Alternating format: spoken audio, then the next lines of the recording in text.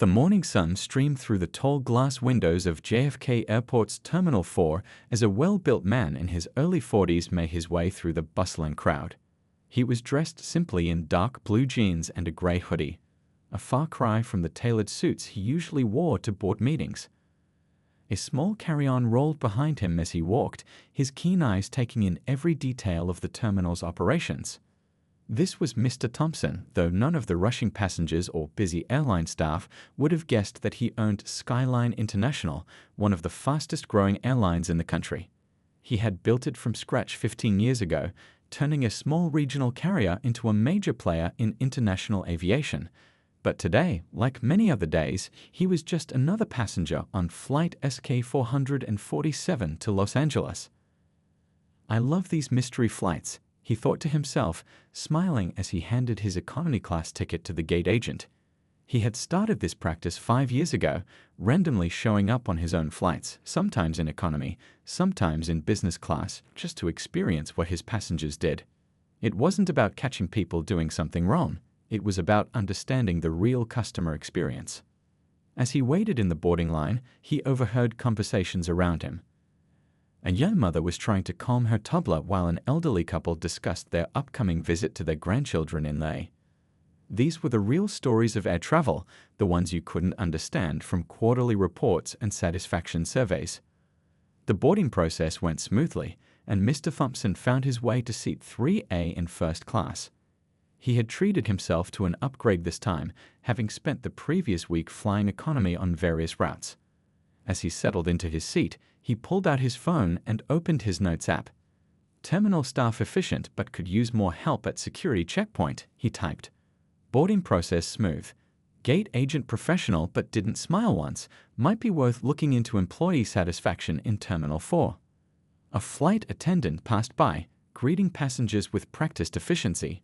Mr. Thompson noticed how she lingered longer at some seats than others, her smile notably warmer for certain passengers. He made another mental note, then pulled out the book he brought along. A one copy of a mystery novel he'd been meaning to finish for weeks. As the cabin filled up, he observed the subtle dynamics playing out around him. The flight attendants' body language, the way they interacted with different passengers, the small moments that made up the tapestry of air travel. These were the details that could make or break an airline's reputation, the tiny interactions that passengers remembered long after their flight had landed. The plane pushed back from the gate right on schedule. Mr. Thompson listened carefully to the safety demonstration, noting how clearly it was delivered. As they taxied toward the runway, he reflected on how far Skyline had come.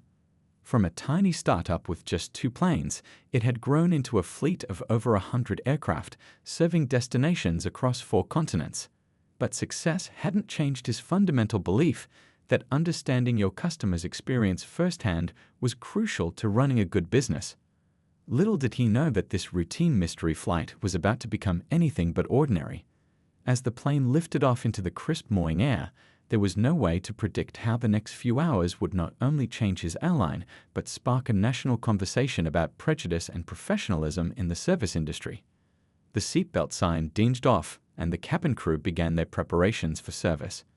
Mr. Thompson pulled out his laptop, planning to get some work done while maintaining his anonymous observer status. He had multiple emails to answer and reports to review, but his attention kept drifting to the cabin crew's interactions with passengers. Something felt off about the service pattern today, but he couldn't quite put his finger on what it was. He pressed the call button, wanting to test the response time. Minutes ticked by, and despite several crew members passing his seat, no one acknowledged the illuminated button. This was unusual for first class, where prompt service was a cornerstone of the experience. He made another note, trying to remain objective rather than judgmental. After all, the crew might be dealing with issues he couldn't see. As the morning wore on, a pattern began to emerge, one that made his heart sink as a business owner and, more importantly, as a human being. But he kept his observations to himself, knowing that what was about to unfold would reveal far more than any mystery shopper report ever could. The flight was about 2 hours in when things started to go from bad to worse. Mr. Thompson had watched as the senior flight attendant moved through the first-class cabin, offering drinks and snacks to passengers with varying levels of attention. Some received warm smiles and careful service, while others, particularly those with darker skin, seemed to receive the bare minimum of professional courtesy. He observed how she spent several minutes chatting with an elderly white couple about their vacation plans, then barely made eye contact with the young South Asian doctor sitting across the aisle. It wasn't just poor service, it was a clear pattern of behavior that went against everything Skyline International stood for. When the flight attendant finally acknowledged his presence, her demeanor was noticeably cold.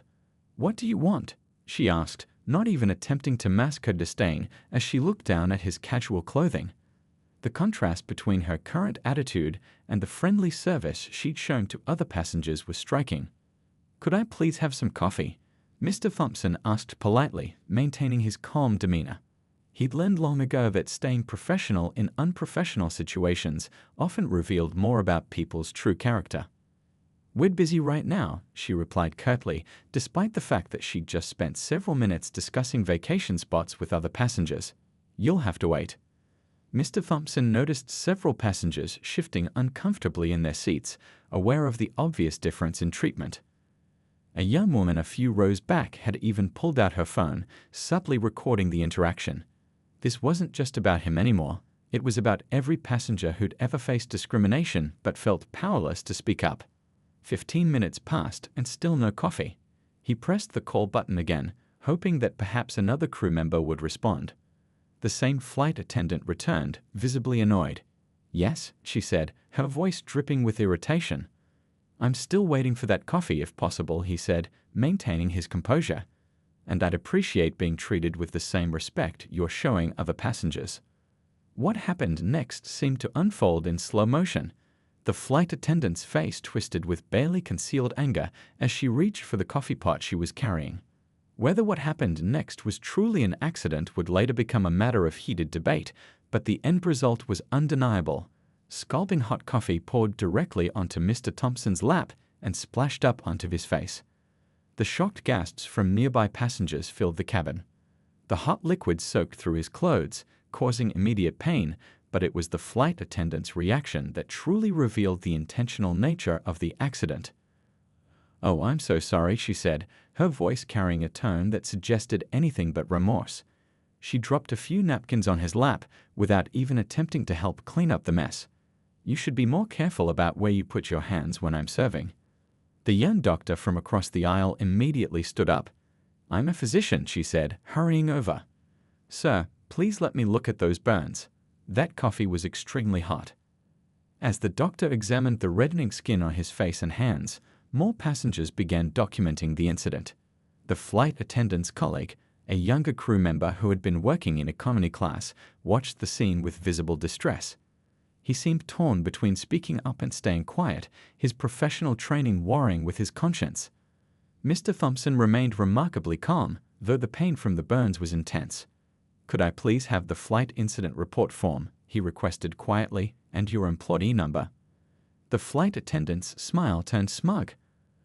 "Of course, sir," she replied, clearly believing that any complaint would be dismissed, as so many similar complaints had likely been before. "I'll bring those right away." The younger crew member finally found his voice. "I'll get you some ice for those burns, sir," he offered, hurrying to the galley. When he returned, he whispered something to his colleague that made her face go pale. The atmosphere in the first-class cabin had grown tense. Passengers exchanged knowing looks, many of them having witnessed similar incidents before, but perhaps never quite this blatant. The doctor continued to tend to Mr. Thompson's burns, documenting them with her phone's camera for medical purposes. What no one knew yet was that this incident would become a turning point, not just for Skyline International, but for the entire airline industry's approach to diversity and inclusion. The coffee stains on Mr. Thompson's hoodie would become a symbol of the casual discrimination that too many travelers faced every day. As the flight continued toward Los Angeles, the senior flight attendant's earlier smugness began to crack. The younger crew member had quietly spread word about their passenger's true identity, and now she was beginning to realize the magnitude of her actions. But it was too late. The damage had been done, both literally and figuratively. The real question now was, what would happen when this plane landed? The next 30 minutes on Flight SK-447 felt like a lifetime. Mr. Thompson sat quietly in his seat, the doctor's makeshift ice pack pressed against his face, while whispers spread through the cabin like wildfire. The young crew member who had recognized him kept glancing nervously toward first class, while his senior colleague had mysteriously disappeared into the galley. "These burns need proper medical attention," the doctor said softly, examining the reddened skin on his face and neck. "I'm documenting everything. This wasn't just unprofessional, it was assault." She was typing detailed notes into her phone, her medical training kicking in despite the unusual setting. Other passengers had begun sharing their videos of the incident through airdrop and messaging apps. A businesswoman in 4C leaned forward. "I've got the whole thing on video," she told Mr. Thompson quietly, "including how she treated you differently from the start. This kind of behavior has to stop." Mr. Thompson nodded thankfully, though his mind was already racing ahead to the bigger picture.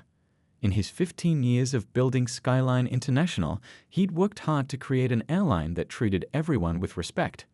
But clearly there were problems he hadn't seen, issues that no amount of customer satisfaction surveys had revealed. The flight incident report form sat on his tray table, still blank. He picked up his pen and began writing, his hands still shaking slightly from the incident. His words were careful and precise, sticking to the facts without emotion. Times, actions, witnesses, everything that had happened, documented in black and white. "Sir," the young crew member approached hesitantly, "I've brought you a clean shirt from our emergency supply kit. It's not much, but..." His voice trailed off as he glanced toward the galley where his colleague was still hiding. "Thank you," Mr. Thompson replied warmly. "Could you tell me how long you've been flying with us?" 3 months, sir," the crew member answered. I should have spoken up sooner. I saw how she was treating people differently, but I didn't know what to do." This confession hit Mr. Thompson hard. How many other employees felt the same way? How many had witnessed discrimination but felt powerless to address it? The problem was clearly bigger than one flight attendant with a prejudice problem. The senior flight attendant finally emerged from the galley, her earlier arrogance replaced by a sickly pale complexion. She'd clearly been told exactly who she'd assaulted with hot coffee. She approached his seat, wringing her hands. "Mr. Thompson, I can explain," she began, but he held up his hand. "Not now," he said firmly but quietly. "Any conversation about this will happen on the ground, through proper channels, with appropriate representation present." The remaining hour of the flight was thick with tension. Passengers who had witnessed the incident were busy on their phones, no doubt sharing what they'd seen on social media. The doctor continued to monitor his burns, taking photos of how the skin was reacting and noting the time of each observation. Mr. Thompson used this time to think and plan. He pulled out his laptop, opening a new document. As the pain from his burns throbbed, he began typing out ideas, not for punishment, but for change. This incident would become more than just another viral story of bad behavior in the skies. This is the perfect excuse to fire them all, some might expect him to think. But as he typed, his ideas went in a different direction. New training programs, better reporting systems for discriminatory behavior, clearer consequences, and most importantly, support for employees who speak up when they witness wrongdoing. The young crew member passed by again, this time with fresh ice for his burns. "Sir," he whispered, "I want you to know that most of us aren't like this.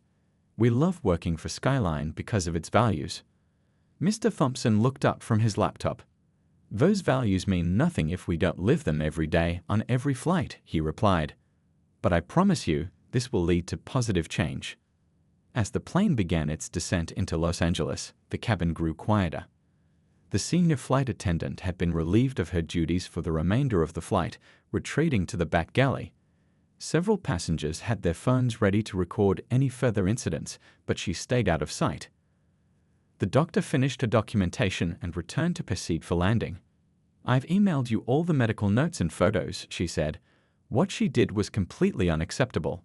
Will you press charges?" Mr. Thompson looked out the window at the sprawling city below. "This isn't about punishment," he said thoughtfully. "It's about making sure it never happens again, not just on Skyline, but on any airline." The plane touched down smoothly at LAX, but nobody moved to get up immediately. There was a sense that this flight had been more than just a trip from New York to Los Angeles. It had been a moment of truth, a turning point. As the seatbelt sign dinged off, Mr. Thompson remained seated, watching as police officers boarded the plane. Standard procedure for any assault on an aircraft. But even as he gave his statement to the officers, his mind was already working on tomorrow's company-wide email. This incident wouldn't be buried or handled quietly. It would become a catalyst for real change, a moment that would transform not just one airline, but an entire industry's approach to diversity and inclusion. The scene at LAX's Terminal 5 was barely controlled chaos. As passengers filed off Flight SK447, many had their phones out, already uploading videos of the coffee incident to social media. The story was spreading faster than anyone could have predicted. Mr. Thompson walked through the terminal, his hoodie still stained with coffee, the burns on his face and neck now angry red. Airport medical staff had insisted on examining him properly, but he'd asked them to wait until he handled some urgent matters. The senior flight attendant was being escorted by airport police, not under arrest, but required to give a formal statement about the incident. The young crew member who had shown kindness during the flight caught up with Mr. Thompson near the terminal exit. "Sir," he said, slightly out of breath, "I need to tell you something. This isn't the first time she's done this." Mr. Thompson stopped walking. "Tell me more." "She's been reported before, but somehow the complaints always disappear. Some of us have tried to speak up, but—" he looked down at his shoes. "It's hard being the new guy and going against someone with seniority." Just then Mr. Thompson's phone buzzed. His assistant had already sent him links to several social media posts about the incident. One video had over 50,000 views in just the hour since landing. The comments were flooding in, many from people sharing their own stories of discrimination on various airlines. "Sir." A group of reporters had somehow gotten wind of the story and were rushing toward them, cameras flashing. But before they could reach him, another flight attendant hurried over, this one wearing a supervisor's uniform. "Mr. Thompson," she said quietly, "we've prepared a private room where you can wait. The chief of airport operations is on his way, and your legal team is already on a video call waiting to speak with you." He nodded but turned to the young crew member first. "Come with us." It's time people felt safe speaking up. The private room was a stark contrast to the chaos outside. As Mr. Thompson settled into a chair, his phone wouldn't stop buzzing. The incident was trending on multiple social media platforms. #SkylineCoffee and #FlightAttendantKarma were gaining thousands of tweets per minute. The airline's PR team had already drafted a standard corporate response, but Mr. Thompson deleted it immediately. "No," he said to the video screen where his communications director waited anxiously. "We're not going to hide behind corporate speak. This is a moment for honest conversation about a real problem." He turned to the young crew member. "Tell them what you just told me about the previous incidents." Over the next hour, more crew members came forward. Some called in, others showed up in person. Each had a story to tell about the same flight attendant, incidents swept under the rug, complaints that mysteriously vanished, uncomfortable situations that nobody wanted to address. The burns on Mr. Thompson's face were really starting to hurt now, but he kept listening. Each story painted a clearer picture of a systemic problem that went far beyond one flight attendant's actions. His phone buzzed again, this time with a message that made him shake his head in disbelief. The senior flight attendant had already hired a high-profile lawyer and was claiming she was the victim of a setup. She was telling reporters that she'd been targeted and trapped by her own airline CEO. "She's saying you intentionally dressed down and acted difficult to provoke her," the PR director said through the video call. "Some news outlets are already picking up her side of the story." Mr. Thompson stood up and walked to the window, watching planes take off and land. The young crew member waited nervously, along with several other staff members who had gathered to share their experiences. "You know what?" Mr. Thompson said finally, turning back to face the room. "Let her make those claims, because here's what we're going to do instead of fighting her narrative." He picked up a marker and walked to the whiteboard on the wall. In large letters, he wrote ZUROTOLERANCE for DICCYMINAATION. "This isn't about one incident or one person anymore," he continued. "This is about changing the whole culture of air travel. Every passenger, every employee deserves to feel safe and respected. He began writing more on the board: new reporting system, protected whistleblower program, mandatory quarterly training, independent review board. The PR director on the video screen looked worried. "Sir, perhaps we should discuss this with the board first." "The board will understand," Mr. Thompson replied firmly, "because they're going to see every video, read every comment, and hear every story that's been shared today. This isn't just a PR crisis, it's a chance to make real change." Outside the private room, the media circus was growing. More news vans had arrived, and social media was exploding with people sharing similar stories from other airlines. The incident was becoming a symbol of a much larger problem in the industry. The young crew member, who had been quietly watching Mr. Thompson write on the whiteboard, finally spoke up. "What about her?" The senior flight attendant. Mr. Thompson put down the marker and turned to face the room. "She'll face the consequences of her actions, yes, but firing one person won't solve the underlying problem. We're going to use this moment to create lasting change, not just at Skyline, but hopefully across the entire industry." His phone buzzed yet again. The burns really needed medical attention now, but there was one more thing he had to do first. He picked up his phone and opened the camera. "I'm going to record a message," he said. "No script, no PR spin. Just the truth about what happened today, what we've learned from it, and what we're going to do about it. Because this ends now."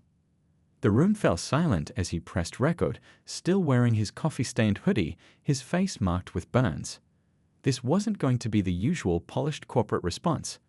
This was going to be real, raw, and honest, just like the changes he was determined to make. The video Mr. Thompson recorded in that private room at LAX went viral within hours. Still wearing his coffee-stained hoodie, burns visible on his face, he spoke directly to the camera with a rawness that corporate America rarely shows. "Today, something happened on one of our flights that I need to address," he began. "But this isn't about me getting coffee poured on me.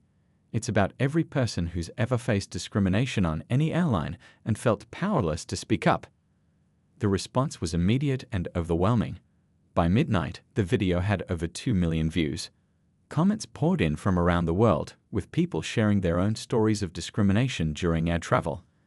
Other airline CEOs watched nervously as Skyline International became the center of a national conversation about prejudice in the service industry.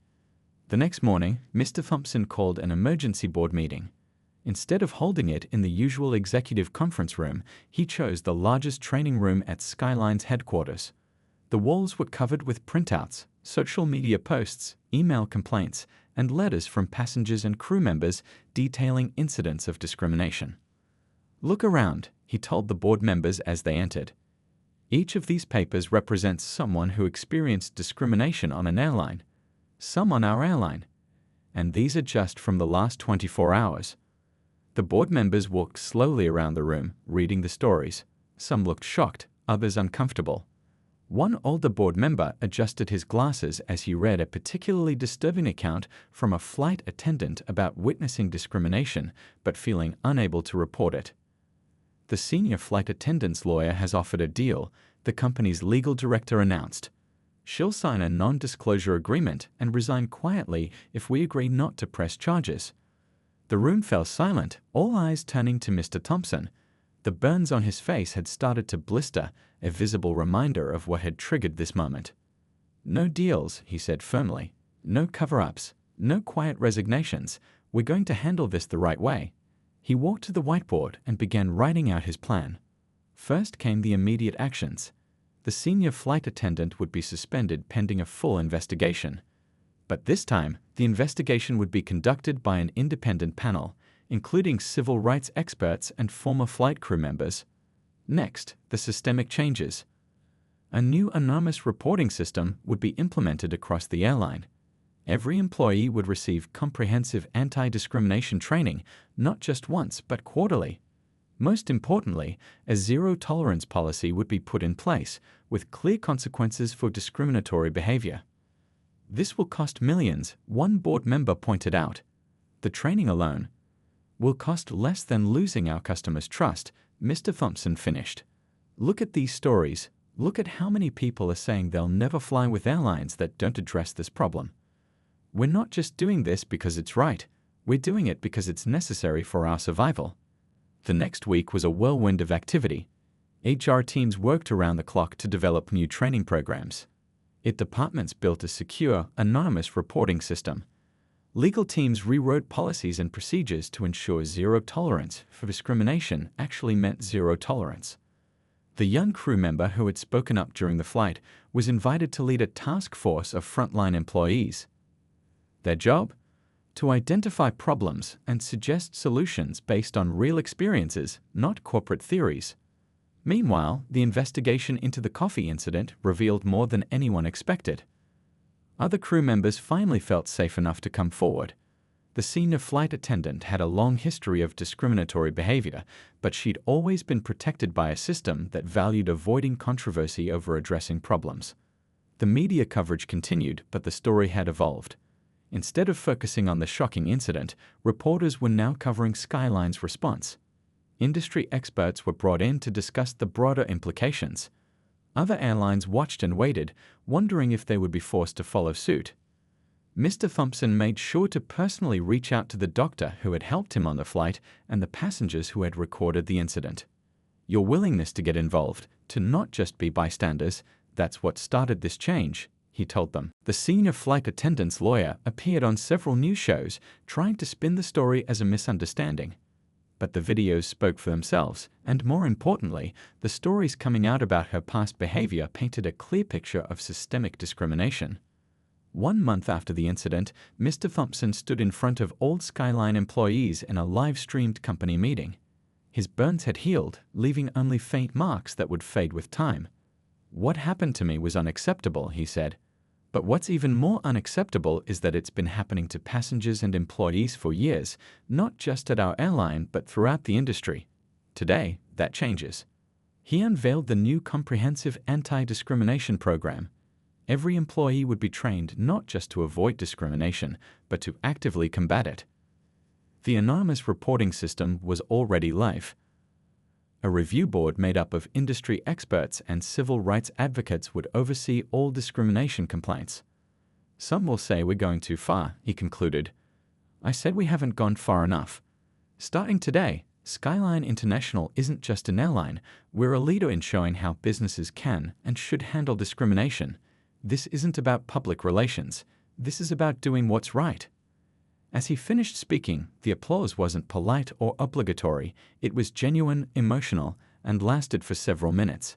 Employees could sense that this wasn't just corporate talk. Real change was happening, and they were part of it. 3 months after the coffee incident, the changes at Skyline International were starting to show real results. The company's training center had been transformed into a hub of activity, with crews from all over the network coming through for the new anti-discrimination program. The once quiet reporting system was now actively used, not just for reporting problems, but for highlighting positive examples of inclusive service. Flight crews began sharing stories of how they handled difficult situations, creating a library of real-world examples for others to learn from. One morning, Mr. Thompson sat in on a training session, watching from the back of the room. The instructor was none other than the young crew member who had shown courage during the coffee incident. He had been promoted to lead the new inclusion training program. "What would you do if you saw a colleague treating passengers differently based on their appearance?" the instructor asked the class. The discussion that followed was open, honest, and sometimes uncomfortable, exactly as it needed to be. During the lunch break, Mr. Thompson overheard 2 flight attendants talking. "You know, I used to worry about speaking up when I saw something wrong," one said. "Now I feel like the company actually has our back." The incident had sparked changes beyond just Skyline. Other airlines, seeing the positive public response to Skyline's changes, began implementing their own anti-discrimination programs. Industry magazines were calling it the Coffee Cup Revolution, a transformation in how airlines handled diversity and inclusion. The senior flight attendant's case had been resolved through proper channels. She had been terminated after a thorough investigation, but more importantly, the process had exposed and helped fix weaknesses in the airline's reporting system. Her appeal had been heard by an independent panel, which upheld the decision based on clear evidence and multiple witnesses. Later that afternoon, Mr. Thompson visited the customer service center. The walls were covered with new posters showing the airline's updated values. Every passenger, every time, and speak up, stand up among them. But what caught his eye was a small thank you note pinned to one cubicle. "Dear Skyline," it read, "yesterday was the first time I've flown since the coffee incident. Your flight attendant noticed I was nervous and went out of her way to make me feel welcome. She told me about your new training program and how every employee is now empowered to ensure equal treatment. Thank you for turning a terrible incident into positive change." Mr. Thompson took a photo of the note with his phone. These were the moments that mattered, real feedback from real passengers seeing real change. In the executive conference room, his team was reviewing the quarterly numbers. The initial costs of implementing the new programs had been high, but something unexpected had happened. Bookings were up. Way up. Customers were actively choosing Skyline, citing the airline's strong stance on discrimination as a key factor in their choice. "We've had requests from 3 other airlines to license our training program," his VP of Operations reported. "And the civil rights organizations that once criticized us are now asking to partner with us on industry-wide initiatives." The news coverage had evolved too. What started as a viral video of discrimination had become a case study in corporate responsibility. Business schools were writing papers about it. Other companies, not just airlines, were studying Skyline's response as a model for handling similar incidents. That evening, Mr. Thompson received an unexpected email. It was from the doctor who had helped him with his burns during the flight. She had just flown Skyline again and noticed the differences. "The crew was professional and warm to everyone," she wrote.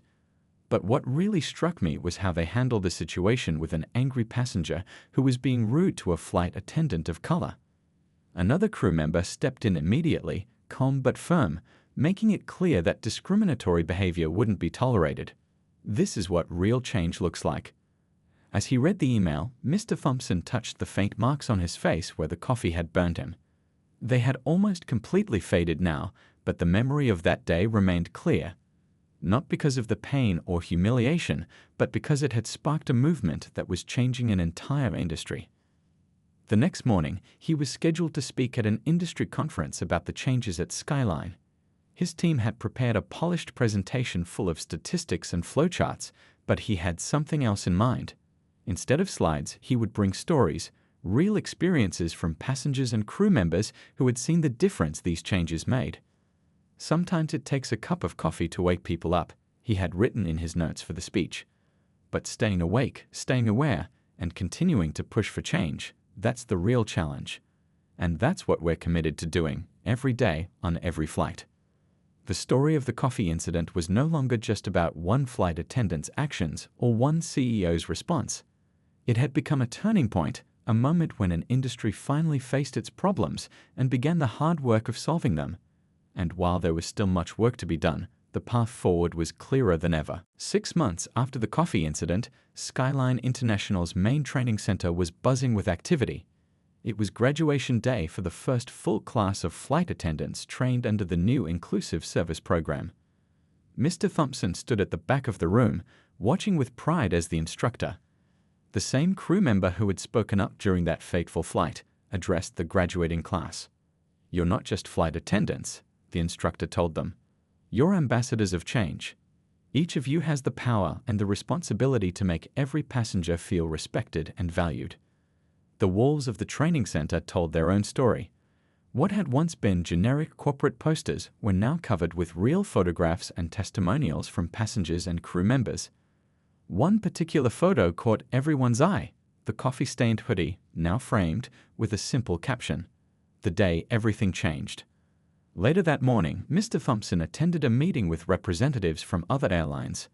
What had started as Skyline's internal reform had grown into an industry-wide movement.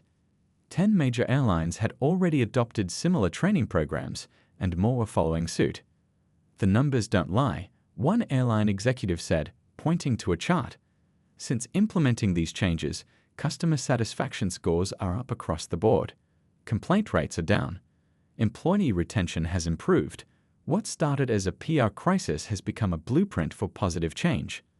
Mr. Thompson smiled, remembering the board meeting 6 months ago when some had worried about the costs of these changes. Now, Skyline's booking rates were at an all-time high. The airline had become known not just for its service, but for its values. Walking through the terminal later that day, he stopped to watch a flight crew in action. The difference was subtle but unmistakable. Every passenger was greeted with the same warm smile, the same level of attention. When an elderly woman struggled with her carry-on, 2 flight attendants immediately moved to help, treating her with patience and respect. His phone buzzed with a notification. Someone had shared a new post about Skyline's transformation, and it was going viral. It was from a passenger who had witnessed a remarkable scene on a recent flight. "Today, I saw something amazing," the post read. A passenger was making rude, discriminatory comments to a crew member. Before anyone else could react, 3 other passengers spoke up, telling him that behavior wouldn't be tolerated. The crew handled it professionally, but what struck me was how the whole plane came together. This is what change looks like. In the airport food court, Mr. Thompson overheard a conversation between 2 pilots from different airlines. "Did you get? They're teaching our new diversity program at aviation schools now," one said. "The Skyline incident changed everything. Now every airline is being held to a higher standard." That evening, he received an unexpected visitor in his office. It was the doctor who had helped him with his burns that day. She had become a consultant for the airline's medical training program, helping crews better understand how to handle medical situations for passengers of all backgrounds. "You know what the best part is?" she said, looking out at the planes on the tarmac. "It's not just about avoiding discrimination anymore. It's about actively creating an environment where everyone feels valued." Mr. Thompson nodded, thinking about how far they'd come. The coffee incident could have been just another viral video, another moment of outrage quickly forgotten. Instead, it had become a catalyst for lasting change. His assistant brought in the latest industry report. Skyline's new training program had been certified as the gold standard in aviation service. Other industries were taking notice too: hotels, restaurants, retail chains. They'd all wanted to know how an airline had turned a moment of discrimination into a movement for change. As the sun set over the airport, Mr. Thompson worked on his speech for next week's International Aviation Conference. The title was simple: "The Power of One Moment." But it wasn't about the coffee incident anymore. It was about all the moments that had followed, the small, daily acts of kindness and respect that were now becoming the norm. "We didn't just change policies," he wrote. "We changed hearts and minds. We showed that treating everyone with dignity isn't just the right thing to do, it's good business. And most importantly, we proved that real change is possible when people stand together." The next morning, as he walked through the terminal, he passed the spot where they'd installed a small plaque. It didn't mention the coffee incident directly. Instead, it simply read, "Every journey begins with respect. Every passenger deserves dignity. Every moment is a chance to make a difference." A group of new flight attendants walked by, their uniforms crisp and fresh. They carried themselves with confidence, knowing they worked for an airline that would support them in doing what's right. One of them noticed Mr. Thompson and smiled warmly. "Thank you," she said simply, "for showing us that one person really can change things." He watched them walk toward their gate, ready to serve passengers from all walks of life with equal respect and dignity. The coffee stains on his hoodie had long since faded, but the changes they inspired were permanent, a lasting reminder that sometimes the worst moments can lead to the best transformations. As his own flight was called, Mr. Thompson joined the boarding line just like any other passenger. But this time, as he watched the crew welcome each person aboard with genuine warmth and respect, he knew that the real story wasn't about coffee at all. It was about the power of turning a moment of darkness into a light that would guide the way forward, not just for one airline, but for an entire industry.